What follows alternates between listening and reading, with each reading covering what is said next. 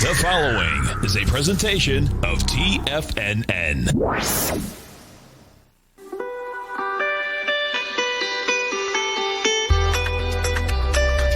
The Morning Market Kickoff with your host, Tommy O'Brien.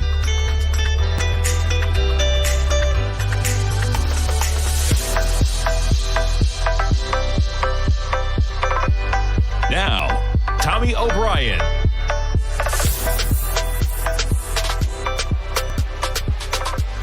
Good Monday morning, everybody. I'm Tommy O'Brien coming to you live from TFNN, 9 a.m. Eastern Time, 30 minutes to go until the opening bell. We got a little bit of a new morning lineup going on this morning. I'm going to be doing my program, the Morning Market Kickoff at 9 a.m. This is a permanent schedule change going forward. We announced it last week.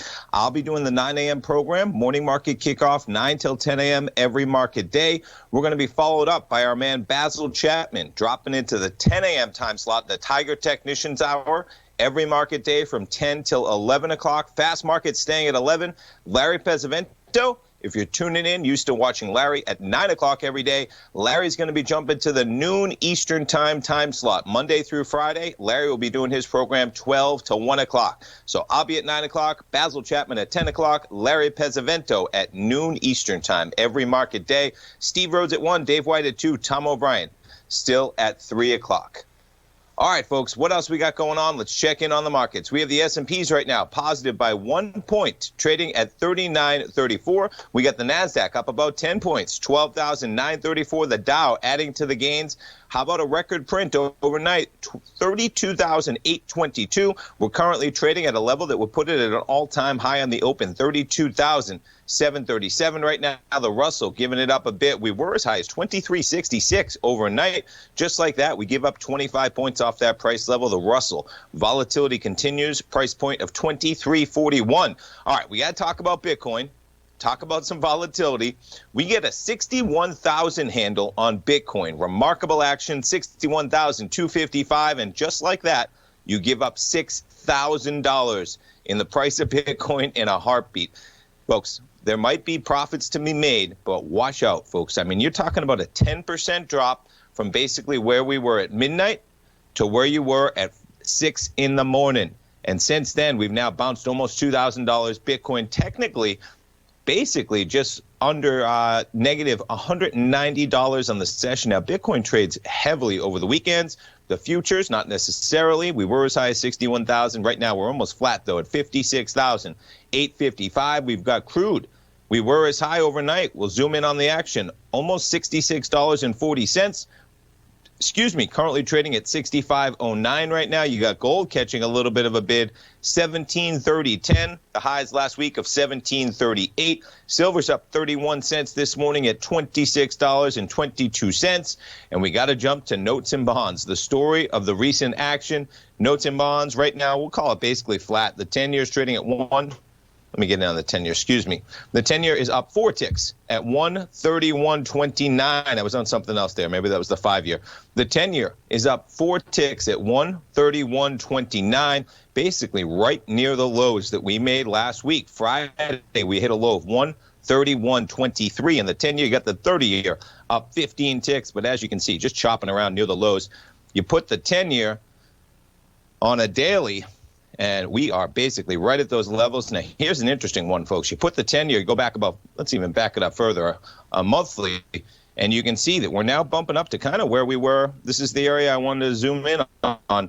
You're talking about September of 2019, the highs of that level, right where we are in the 10-year right now. We've pulled back from a price point of 140.24 at the March highs. You really just back it up to where you were in August, and we were trading at a high of 140.13, and just like that, we got a 131 handle on that 10-year.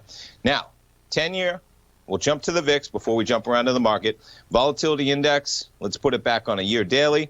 2146, coming into basically the lowest areas we've had post-pandemic levels. Hit a high of 85.47 back in March. We've had a few highs since then, whether it was a $44 high in June.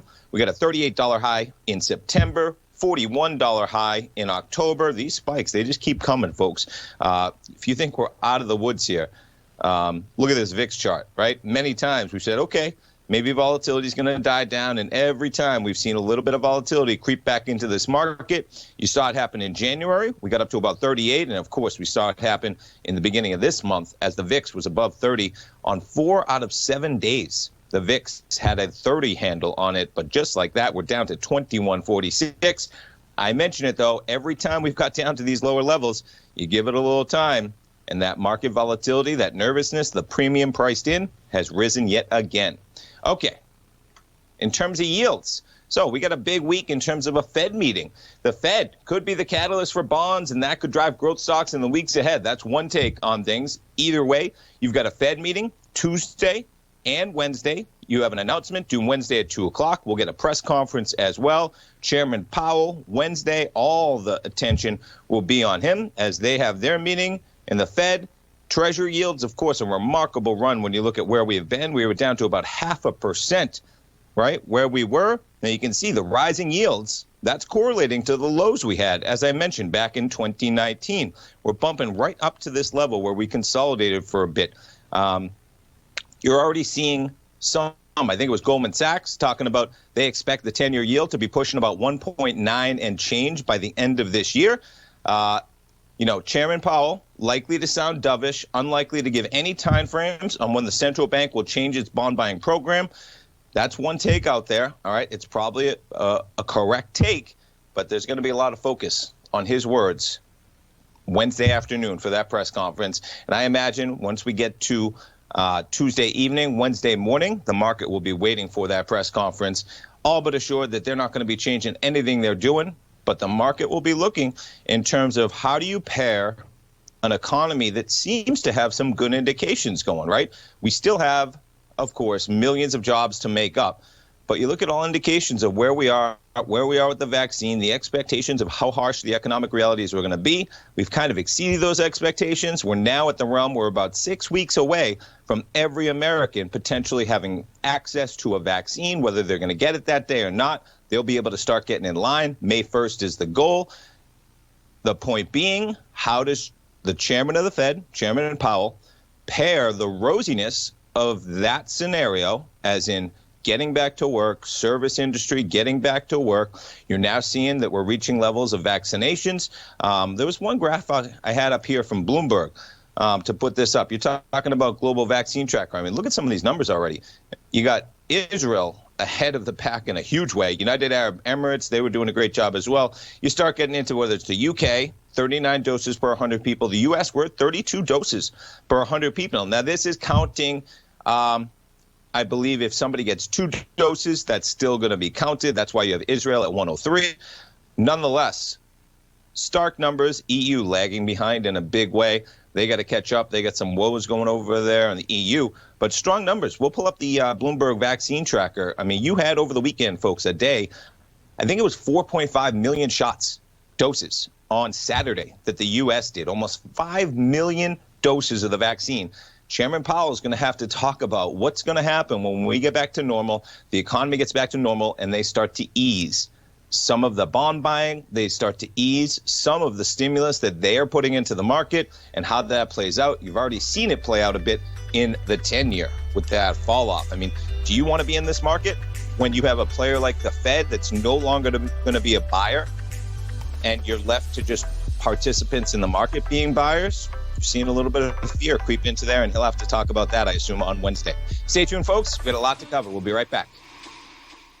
Golden ratios give shape to everything in our world, represented in the Fibonacci sequence. These special numbers define the patterns that make up our universe. Not even markets can escape the omnipotence of these ratios. Larry Pesavento is a 45-year market veteran who has published nearly a dozen books on the powerful patterns we find in nature and their relationships with the ever-elusive markets. Larry's newsletter, Fibonacci 24/7, will teach you to harness the power of these natural golden ratios in order to create successful trades.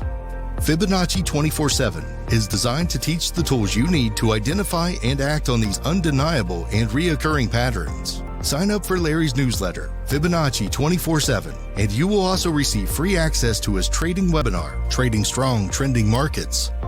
Try out Larry's newsletter risk-free. All of TFNN's newsletters come with a 30-day money-back guarantee. TFNN, educating investors.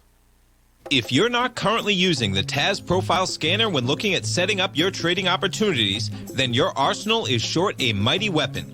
The TAS Profile Scanner is a standalone piece of software that instantly filters over 2,500 global financial markets such as stocks, ETFs, commodity futures, and Forex. Headed by Steve Dahl, TAS understands that in today's technological world, the use of top-flight software applications and technical analysis expertise is essential to successful trading in today's market. You also gain access to the webinar that Steve Dahl and Tom O'Brien just hosted, The Best Way to Use the TAS Profile Scanner to Profit. This webinar archive is available for all subscribers immediately upon signing up. All new subscriptions also come with a 30-day money-back guarantee, so you have nothing to risk. Start your subscription by visiting the front page of TFNN.com today, and you'll find the TAS Profile Scanner under the Services tab. Sign up today. Hey there, I'm Andy Arbertine with Tiger Precious Metals and Stones. Whether you're looking to buy and sell precious metals or trying to find the perfect diamond ring, I'm here to help. I have over 15 years of experience with diamonds and precious metals. You can call me directly at 727-329-8245, and I will personally answer any questions you have and help you find exactly what you're looking for. I will be your personal concierge in the metal and stone business. Give me a call today, 727-329-8245. Many of our new listeners have heard about The Tiger's Den. The Tiger's Den is a lively community where professional traders and investors can meet, exchange ideas and information in a comfortable, moderated atmosphere. Hear all of the TFNN shows, plus see all of the charts as they happen live and have access to archives of all of those charts. You can test drive The Tiger's Den absolutely free for 30 days and greatly enrich your knowledge of these markets and how to make your money work for you. Details on The Tiger's Den are on the front page of TFNN.com. Call now, toll free at 1-877-927-6648. Internationally at 727-873-7618.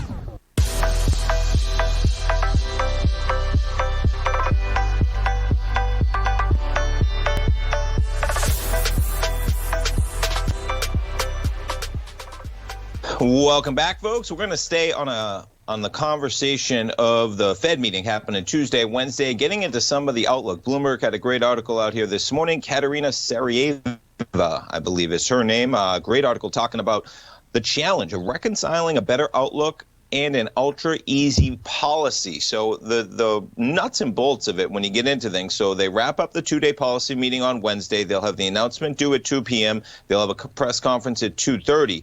And what I wanted to stress here that they did a great job in this article is that the Fed last updated its projections in mid-December before broad distribution of vaccines. Now, mid-December, think where we were mid-December versus we're March 15th you're talking about right now, okay? They had at that time, so economists surveyed by Bloomberg expect Fed officials to upgrade their 2021 economic growth forecast to a median 5.8% from 4.2%. Now, they're at 4.2%. You look at where a company like Goldman is, they're calling for 7.7% growth in the same period, and 11 other firms tracked by Bloomberg say growth will be at or above 7%. So you got the Fed sitting at 4.2%, which is the catalyst for them saying that they're basically keeping rates at zero for, through 2023. You now have to come back where you have expectations for growth basically above 7%. You have the Fed probably going to ease into things with an expectation of 5.8%, but they're going to have to answer to the fact that growth estimates have dramatically increased from their last meeting. How is that going to play into the possibility of raising rates sooner than they may have expected? And as it says, the better outlook has raised market expectations for future inflation and prompted investors to sell bonds, pushing up yields and renewing skepticism that Powell can keep rates low for as long as the Fed has indicated. Quite a balancing act he's going to have on Wednesday in that press conference, folks. Investors will be scrutinizing the so-called dot plot, okay, which summarizes the interest rate projection for U.S. central bankers over the next 3 years and in the long term. You back it up to December. It showed that all policymakers expected rates to remain at their current 0 to 0.25% range. That's basically zero that we're sitting at right now this year. I would expect they're not going to change anything this year. That's for sure. One person saw a rate hike in 2022. 5 people, this is on the board, saw a rate increase in 2023. That basically meant that it left the median of the projections expecting no hike on the forecast horizon. Now you jump to the reality of economists outside of the Fed. 75% of economists in the Bloomberg survey said the Fed will have to raise rates by the end of 2023. They didn't see a change in the Fed's median 2023 projections at this month's meeting. Interest rate futures, however, pricing in about 325 basis point rate increases before the end of that year. So you're going to see a battle here, right? You're going to see Chairman Powell trying to explain that they're going to be here for the long haul. They're not going to tell you when they're going to raise rates because they don't know yet, because we're not out of that. He's going to use language like reaching full, et cetera. We've heard it before. But the market, you can't fight the market, folks, when they're saying that rates are rising, the economy is going to grow at 7%. A change or near change in the Fed's median 2023 dot if a few more of the 18 officials, so you get 18 officials, and as I mentioned up here, you had only one person seeing a hike in 2022, and you only had 5 in 2023. Now, if you get a few more that come into there, could be a way to assuage markets, giving them some indication that the policymakers could see things improving without Powell having to be too explicit in the timing of policy tightening. So maybe you get a few more Fed officials pointing to the possibility of Fed hikes, rate hikes in 2023. I'm sure you might even get a couple in there for 2022. I'm bringing it all about because it's going to be quite a balancing act, folks, when you get into the nuts and bolts of this thing. Now, the dot plot is an interesting deal here because the way the Fed explains it is a little bit different from how most people may understand it, reasonably so. The Fed's dot plot has sometimes contributed to market volatility, something Powell is keenly aware of. He said in late 2019 that it's a challenge to get people to properly understand it. And what they're doing is they're kind of saying that they're not being as forward-looking with that plot. They're saying that as things are now, if things change, this is where we'll be. They don't really do, they don't estimate things on future growth as much as you may estimate in that dot plot. But you look at it, hiring's already picked up, more than 500,000 jobs created in the first 2 months of 2021. Now, this is what Powell's going to stress, probably rightfully so. Powell pointed out earlier this month, nearly 10 million Americans remain jobless. The black unemployment rate rose to a staggering almost 10% last month. We have basically 10 million people less employed than we did prior to the COVID-19 pandemic hitting just about a year ago. So you're going to see Powell talk about those numbers. You're going to see him talk about that you've had people come out of the workforce that factor into that unemployment number that's at a staggering like 6%, I think, almost. Anyway, that's going to be a battle, folks. We're going to see it play out on Wednesday afternoon at 2:30. You're going to see some market volatility as he tries to convince the markets that they are in there for the long haul. They're not going to be hiking rates anytime soon, but I don't know how. And the bond market is showing it, folks. And the bond market is the biggest market in the world. That 10-year, probably the biggest market in the world. The 10-year, when you look at what is predicated off of it and the players in that market, pay attention because the market's saying, guess what? Things have improved dramatically. The Fed is going to have no choice but to raise rates well before the end of 2023, and it would make sense, folks. We have vaccines that are about to be available to every American in the next 6 weeks. Maybe you call it the next 6 to 10 to 12 weeks or so. You're going to have every American vaccinated. You're going to have service industries back open, right? You're going to have a GDP growth estimate above 7%, potentially 8% for the fiscal year. That is going to drive things to a point where we should not have to wait until 2024 to live in a zero interest rate environment if things are accelerating to that level, if you have that type of growth, et cetera. Chairman Powell usually does a good job. He's going to have a tough task ahead of him in a big way. All right, let's see what else we got going on. Jumping around. Speaking of getting back to business, air travel picking up as the TSA records highest passenger screenings in nearly a year. This seems to be a common theme now. Passengers on Friday still 20% lower than the number of passengers on the same day last year and down nearly 38% from 2019. But strong numbers when you look at the virus still spreading, folks. We're not out of the woods in any way yet. It's kind of a weird time where we're so close to being out of the woods that your brain's trying to trick yourself and say we're on the 1 yard line here. You had Dr. Fauci out there over the weekend. We've seen a third wave now ripping over Europe. They're behind us on the vaccines, but you're seeing that happen.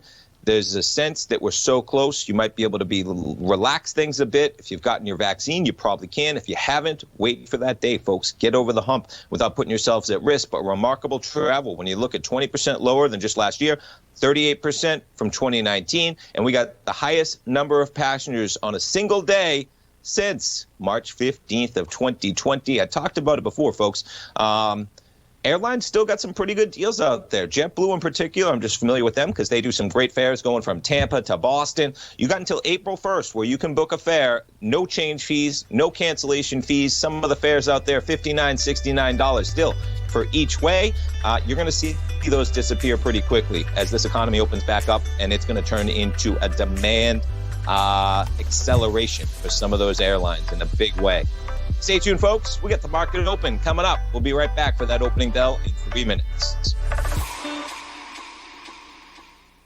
Hi, folks. This is Tom O'Brien. The printing presses are working 24 hours a day, 7 days a week. The U.S. deficit has risen 200% in 1 year with no end in sight. The markets are looking for an additional stimulus bill to get us through this once-in-a-generation pandemic. There is no free lunch, folks. The more stimulus dollars put into the marketplace, the less your dollar's worth each and every day. This is the time to protect yourself with a portion of your portfolio in the metal market. The Gold Report comes out each Monday morning. I bisect and dissect the dollar, silver, gold, the XAU, and the HUI. The Gold Report is a long-term hedge against the dilution of your buying power. The U.S. has put more than $6 trillion into the marketplace in the last 6 months, with more expected in the next few months. The market did and does need the stimulus, but it will have long-term implications on our buying power. The Gold Report comes with a 30-day money-back guarantee. Go to TFNN.com and order the Gold Report now. Protect your buying power. Order the Gold Report now.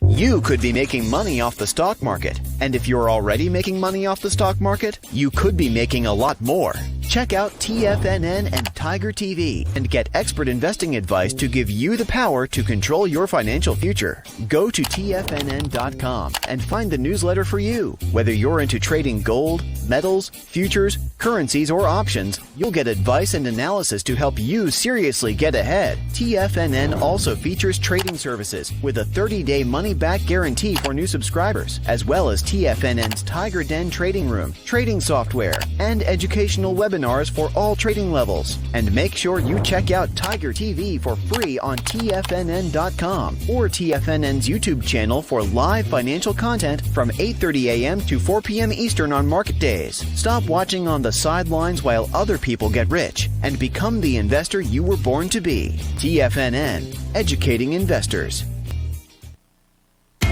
TFNN is excited about our new software charting program, The Art of Timing the Trade Charts. In collaboration with Tom O'Brien and using his best-selling book, The Art of Timing the Trade, Your Ultimate Trading Mastery System, David White has programmed an outstanding piece of software that will complement any trader's methodology. Using this first-of-its-kind program, The Art of Timing the Trade Charts allows you to scan thousands of stocks for Fibonacci formation setups, including Gartleys, ABCs, butterflies, and much more. The Art of Timing the Trade Charts is designed to help you when scouring the markets for stocks just beginning to form the trading patterns that many investors spend days, weeks, or even months searching to find. And right now, we're offering licenses available at only $79 a month. We are so confident that you're going to love this new charting software that will even give you a 30-day unconditional money-back guarantee. Don't miss out on this incredible new piece of software. Get your copy of The Art of Timing the Trade Charts today by visiting TFNN.com.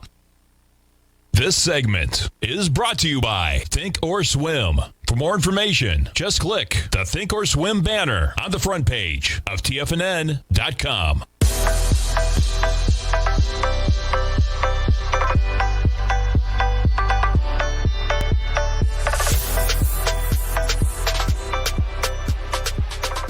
All right, welcome back, folks. We got markets opening in positive territory. S&P's up by 2 points. NASDAQ 100 up by 4 points. The Dow up an even 100 points. I believe that's a record print for the Dow right now, 32,758. We got a question over in the YouTube Tigers Den talking about Dollar General. So quite a stock this past year. We were down to about 125 at the lows of March. You make it up to 225. The highs made November 9th. We've backed off a bit through a Fibonacci retracement number up here. Basically gave back 50% of the entire move from 125 up to 225. We backed down right to 175.03. We touched the 50%, and from there we take off. So Dollar General, they got their earnings coming out on Thursday, the 18th, one day after. Is that Thursday or is that Friday? Yes, Thursday the 18th, Wednesday, St. Patrick's Day out there. Big week for the Irish lads. Dollar General. Now, you're higher today as Dollar General, one of the stocks I was going to talk about even, got an upgrade to overweight from neutral at Atlantic Equities. Cite valuation as well as a positive impact from the stimulus check spending and continued market share gain. So the stimulus check, folks, you're going to see huge impacts. Those checks already going out. You're talking about $1,400 per individual, $1,400 per child, a family of four easily getting, maybe potentially, you're talking about $1,400, $2,800, $5,600 deposited for a family of four making under the threshold. I believe it's 150,000, right? It's been thrown around a few times, but a substantial amount of money. And you've seen a rise in the last couple of days as the stocks that are going to benefit most from consumers who are going to get that money and spend that money, whether it's in the retail sector, wherever it is. So to jump back to the stock, now zooming in on the most recent action, you see the high volume bar we had here. That's from January 28th. You were at a price point right at around $200. All right, now we've accelerated lower. This could be an area to step in. You know, it depends. If you're a long-term buyer out there, Osman, depends what you're doing with this equity, but it's a strong equity, you know, and the retail sector, even putting it on a 3-year weekly, right? We're going to take that Fibonacci number off there just so you can see it. I mean, talk about a rocket ship in a big way. We've seen quite a pullback now, but we're sitting at 194. You're going to have the volatility coming into things on Thursday with earnings, as you always are. But a long-term play, I could dabble right here.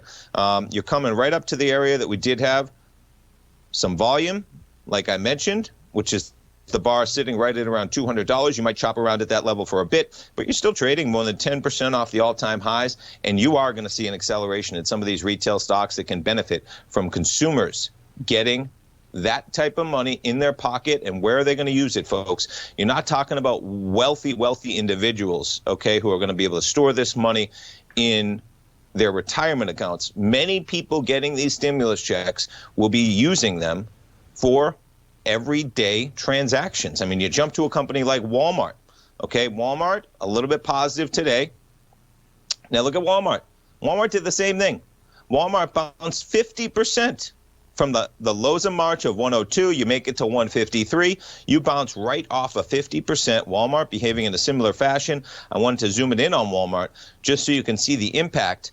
The day the stimulus got passed, Walmart traded from 128 to 133. You traded up almost $5. Walmart is now up from 126 to 134. Now, we have some Walmart in my newsletter, Rocket Equities and Options, but when I pull up Dollar General, okay, these equities are going to have some legs here, folks. When you have that type of money being pushed out to that many Americans, they're going to have the ability to spend it on everyday transactions in a big way. So, yeah, I like Dollar General. Dollar General is a huge company. They're up 1% today on an upgrade already. They got their earnings on Thursday. And you put that thing on a daily, we got a 50% retracement. We've bounced well off the lows now from 175 to 193. But, yeah, I like that company, and you're coming into basically, as I mentioned, last time we had volume, you're up there at about $200. So, yeah, look for that area maybe to be a little bit of resistance as we chopped around, but I see that as a good equity for sure going forward. Okay, what else we got going over? Let's check in on some of the stocks making moves this morning. So how about Carnival? All right, this is an interesting one, looking for reopening trades, etc. You have the CEO of Carnival telling the Financial Times he sees at least 2 more tough years for the cruise industry. I mean, you know, part of me says, you know, you want to under-promise and over-deliver, right? It's an expression, folks. It makes a lot of sense. If you can try and do that in your own life, it's a better way than over-promising and under-delivering, okay? Carnival's faced a lot of pain during this last year. I think the last thing the CEO wants of a company like Carnival is to overpromise where they're going to be at a time when COVID is still spreading dramatically, especially over the world. I mean, Carnival, I'm sure they do a lot of business on domestic cruises. All right. Now you're seeing Carnival again. All right. The market, they're paying attention here in a big way. Carnival's up 4%. You put this thing on a 3-year weekly, you can see that we're still well off the $50 price point. We're sitting at $29.61. But geez, I mean, if you make it back to 50 over the next 2 years, you're talking about, what is that? That's a 66% return over 2 years if you just get back to 50, right? That's a decent level. It is. Even if you believe them, it's going to take a couple years to get back to pre-COVID levels. Maybe you get back there. Maybe your balance sheet is a little bit stronger than where you were. You get back up to $50. But pay attention to the fact that they do have a long haul to go to get back to that price level when you think about the obstacles, because cruises are going to be the last thing to kick into action, folks, because whether you have international travel still going, right, all that has to happen is you have one international traveler or just one person who is unvaccinated, or even if they're potentially vaccinated. The vaccines aren't 100% effective. COVID's still going to be spreading at very small numbers, okay? Herd immunity is something that we hope to reach, but it's not going to be like a light bulb where we, the 70%, we reach it, one person gets, we reach that catalyst and it's over. All right, we're going to reach a level where we might have to get vaccines for the next year or two as this thing bounces around at very low levels.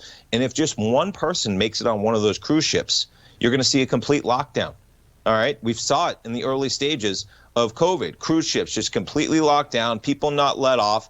I mean, what port are you at where they discover that your ship has COVID on it? I am not going to be going on a cruise ship until I'm 100% sure, and that's going to be a while, folks, that there's no way that somehow COVID shows up on that cruise ship and I get locked down.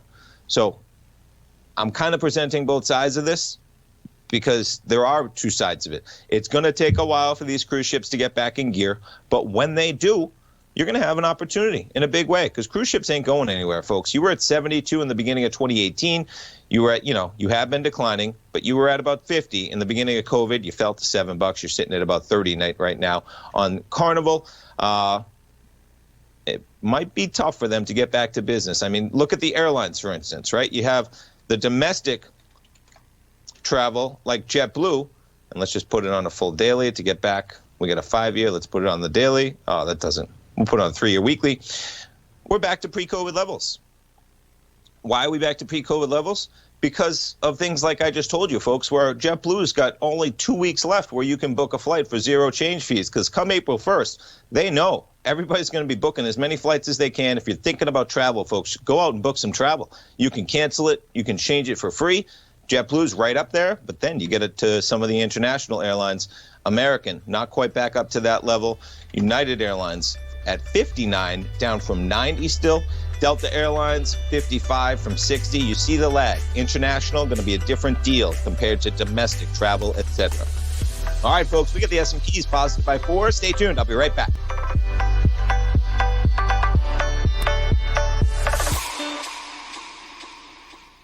Are you in the market for buying or selling real estate in the Bay Area, including the surrounding St. Petersburg, Tampa, and Clearwater markets? Tiger Real Estate LLC is a firm that has extensive experience in the Tampa Bay area. Whether you're looking to sell your current property for maximum value, or you're in the market for a second home or investment property, Tiger Realty has the experience across all areas of real estate in the Tampa Bay area to help buyers and sellers make the most informed decisions across all price levels. From the price you should be paying per square foot in certain up-and-coming areas to the type of cash flow investment properties are capable of creating, Tiger Real Estate can help you make the best decision when it comes to all areas of the market. Before you make one of the biggest decisions of your financial future, call Tiger Real Estate LLC today at 727-329-8322 or email us at tiger@tfnn.com. That's 727-329-8322. Call us today.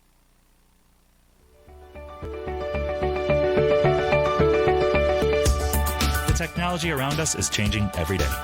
With so much happening, it can seem impossible to keep up with all the information. David White's investment newsletter, The Technology Insider, is designed to give you all the information you need to understand the technology that shapes today's markets and tomorrow's future. David White has made his living staying on the cutting edge of technology. His weekly newsletter will give you specific recommendations for value tech stocks, as well as entry prices, target prices, and stops to set for each trade. Dave delivers his weekly newsletters every Friday with updates throughout the week. You can get the Technology Insider at TFNN.com for only $37.50. Sign up for David's newsletter, The Technology Insider, and get an inside look at everything the technology sector has to offer. Try it risk-free today with our 30-day money-back guarantee. TFNN, educating investors. Will the S&P 500 continue to climb? For bold trades on U.S. large-cap stocks in either direction, trade SPXL, SPUU, or SPXS. Directions Daily S&P 500 Bull and Bear Leveraged ETFs. Direction Leveraged ETFs. An investor should carefully consider a fund's investment objective, risks, charges, and expenses before investing. A fund's prospectus and summary prospectus contain this and other information about Direction shares. To obtain a fund's prospectus and summary prospectus, call 866-476-7523 or visit directioninvestments.com. A fund's prospectus and summary prospectus should be read carefully before investing. An investment in the funds is subject to risk, including the possible loss of principal. The funds are designed to be utilized only by sophisticated investors such as traders and active investors. Distributor Foreside Fund Services, LLC. Don't forget, you can listen to TFNN live on your mobile device 24 hours per day. Go to TFNN.com, then hit Watch Tiger TV. That's TFNN.com, then hit Watch Tiger TV for the latest market information.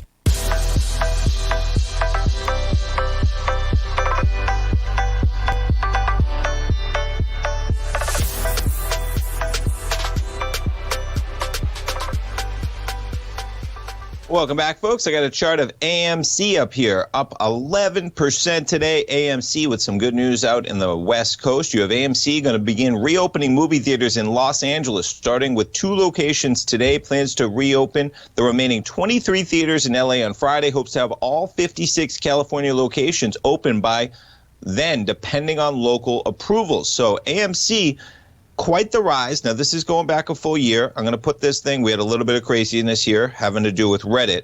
Not sure that's real market action in terms of where supply and demand will equal each other in the long term. But just to keep things in context, folks, we're now well above where we were prior to COVID. COVID, you came into things February of 2020 sitting at a price point of under $8. I mean, think about it. If you said to me that you were in the movie theater business in February of 2020, prior to COVID hitting the world, and you say, where would you be in that price in March of 2021, where we're still dealing with thousands of cases a day, we're still dealing with shutdowns, movie theaters aren't even close to where we'd be, and people say, well, you'd be up about 50% holding AMC through that entire run. I'd say that's pretty hard-pressed in a business that's struggling anyway, folks. I talked about it on the program on Friday. AT&T Time Warner coming out with some pretty strong estimates. They gave it almost all back, but that run on Friday having to do with HBO Max looking to have between 120 and 150 million subscribers by, I think it was 2023 or 2024 potentially. The point being, the movie theater business and the streaming business has merged forever. And it's real difficult to see how a company like AMC is going to flourish in that environment when you have so many streaming platforms now going straight to streaming with their productions, whether it's the likes of Disney Plus, right? Whether it's the likes of HBO Time Warner pushing out movies to their streaming platform at the same time as they're pushing them out to theaters, benefiting off of that shift in a big way. Nonetheless, you have AMC up 12.5% today, but be careful in this equity. You know, making a case, if you made a case when it was down at, $5, $6, that, yeah, you had some profitability in there, maybe a potential, you were down at $1.91. This thing was maybe potentially going BK. But when you're sitting 50% above where you were prior to COVID, that's a tough sell for me in the long run for AMC, even though, of course, optimism, rightfully so today, as they look to open back in California, probably one of their biggest markets, right? Let's see. What else we got going on? Ford's got a recall for some of their information, some of their materials. Takata airbags. It's like wasn't that story out years ago that Takata airbags basically makes airbags for everybody and that they have big problems? Nonetheless, you got Ford recalling 2.9 million vehicles. Ford slightly lower on that news today. Ford, look at that chart. over the last year, from $4 up to $13.30. Oh, you know which one I want to talk about. So we have a few adds to the S&P 500. How about Penn National Gaming? Now, this company, huge gaming company, huge online company. They are majority owners of Barstool Sports as well, which is why they were in the limelight many times as well. You went from a price of $40 down to under $4. This is a weekly during the COVID lows. You're now at $140. They are going to be an S&P 500 player. I believe I have it in here. Where are we? Here we go. So NXPI, Penn Gaming, Generac, Caesars, they're going to join the S&P 500 as part of the index's quarterly rebalancing. You got NXPI. Let's take a look at all these stocks. I mean, this stock, though, quite a rocket ship. Online gaming, gambling, it's here, folks. It's happening. It's a very lucrative business in a big way. But, boy, some of the runs that we've seen from the lows of COVID, just remarkable when you talk about, you put $3,000 into this thing at the lows, you're sitting at 138. Even if you said you put $20,000 into this thing, which would have been anywhere from March to a period of basically May at the lows, you're sitting on $138,000, and not easy to do, folks. At the lows, I mean, it's tough to remember how dire things looked when this was spreading. People were dying. We had no idea what a vaccine would look like, if it would come, when it would come, how that would persist, how the economy would handle the new normal of life that we were encompassing.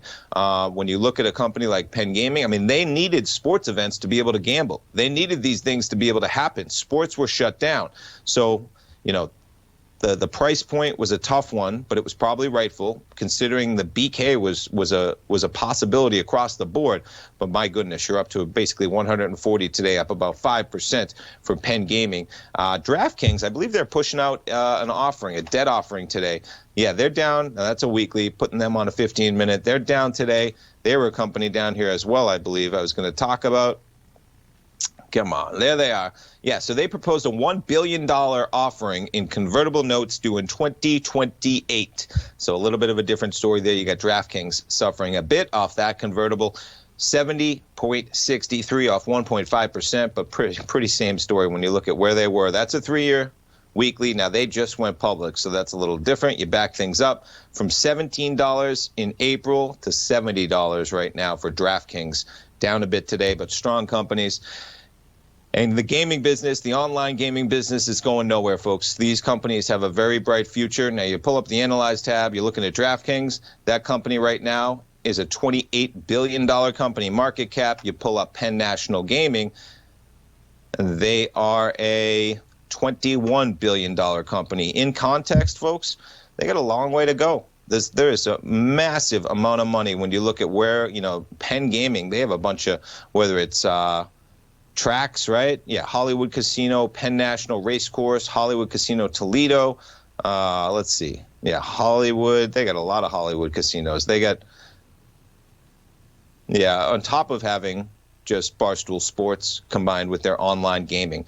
And don't underestimate that company, folks, because I'm not a huge fan of them myself. But, boy, they got quite a hold on the perfect demographic when it comes to gaming and online gambling in a big way.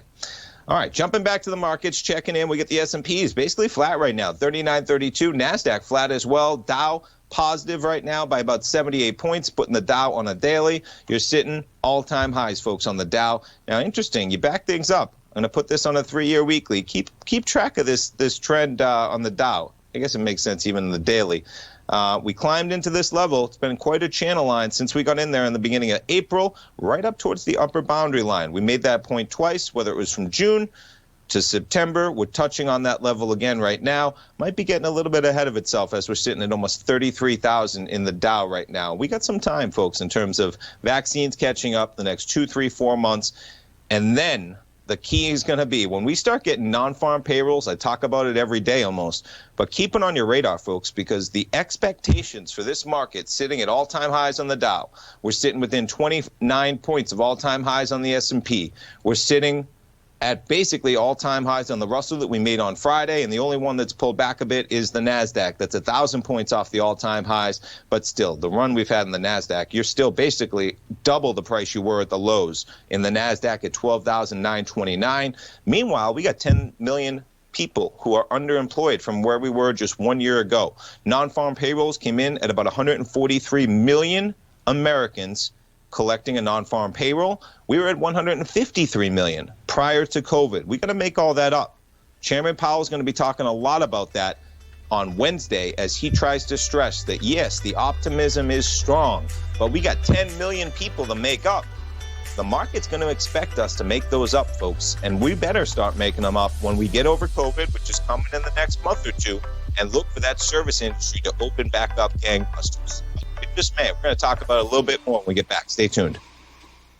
Sharpening your skills as an investor is like getting better at playing a musical instrument. You have to practice, sure, but you also need excellent instruction from experts. At TFNN, you'll get advice and guidance from the authority in technical market analysis. And it's not just dry, tedious text either. TFNN airs live financial content streamed live on TFNN.com and TFNN's YouTube channel with Tiger TV, live every market day from 8:30 a.m. to 4 p.m. Eastern. For free. Each host is an experienced trader and gives their take on the market while taking calls and questions live from around the world. From the moment the market opens until the closing bell sounds, Tiger TV has 8 different shows with expert hosts to help you make the right moves with your money. Watch online at TFNN.com or on TFNN's YouTube channel and become the investor you were born to be. TFNN, educating investors. Markets can rise and fall like the tides. Subscribe to Basil Chapman's newsletter, The Opening Call, and you too can ride the wave. Basil Chapman is an authority in technical analysis. His Chapman Wave trading system has been helping traders identify trends and capitalize on momentum in the markets since 1984. TFNN invites you to test Basil's proprietary Chapman Wave trading methodology with a monthly subscription to the Opening Call newsletter for only $149. Your subscription to the Opening Call comes with a 30-day money-back guarantee, as well as daily market updates on key indexes, stocks, and commodities. Ride the wave. Sign up for the Opening Call risk-free today.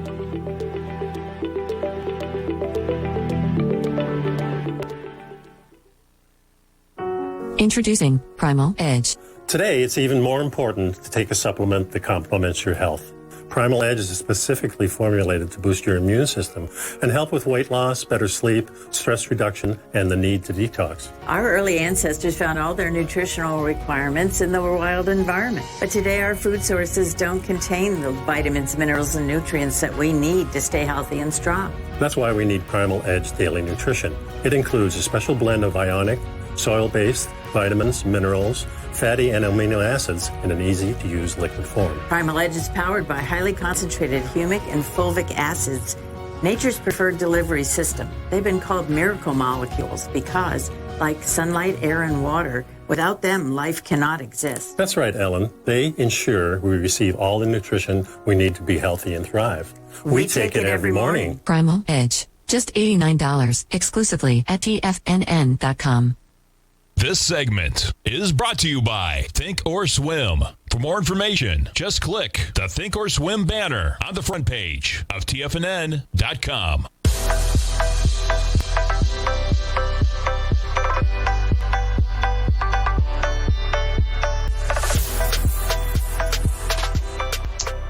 Welcome back, folks. We got a pretty calm market to kick things off. You got the S&P sitting flat at 39.32, NASDAQ slightly in the green. You got the Dow slightly in the green as well, and Russell right now a little bit in the red. Zooming in on the action, a little bit of a sell-off on the opening bell when you look at the Russell. We were up at about 23.48. Excuse me, the high, yes, 23.48. We're trading at 23.40. The Dow giving back some of the gains, a little bit of an acceleration. This is a 5-minute bar, but we just gave back 100 points in the last 25 minutes from 32,820. We're sitting 32,710 right now.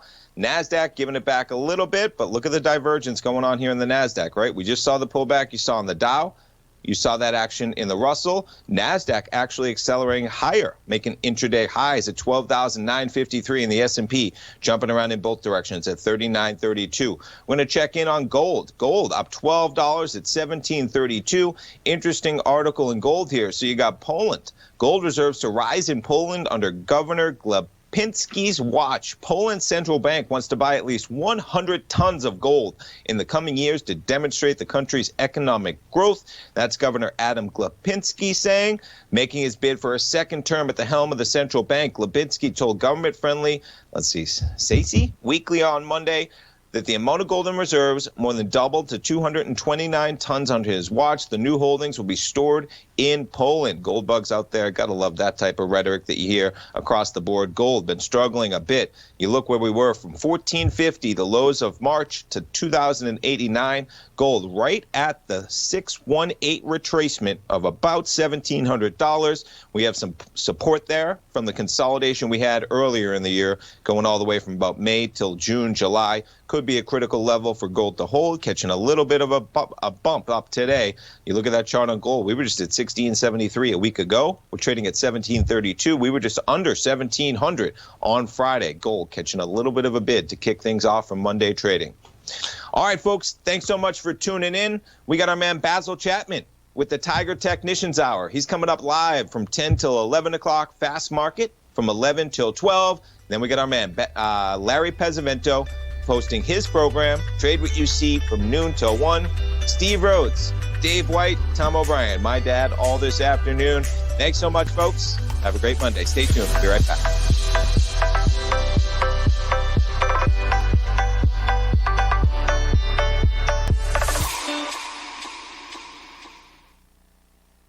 Building wealth trading in the stock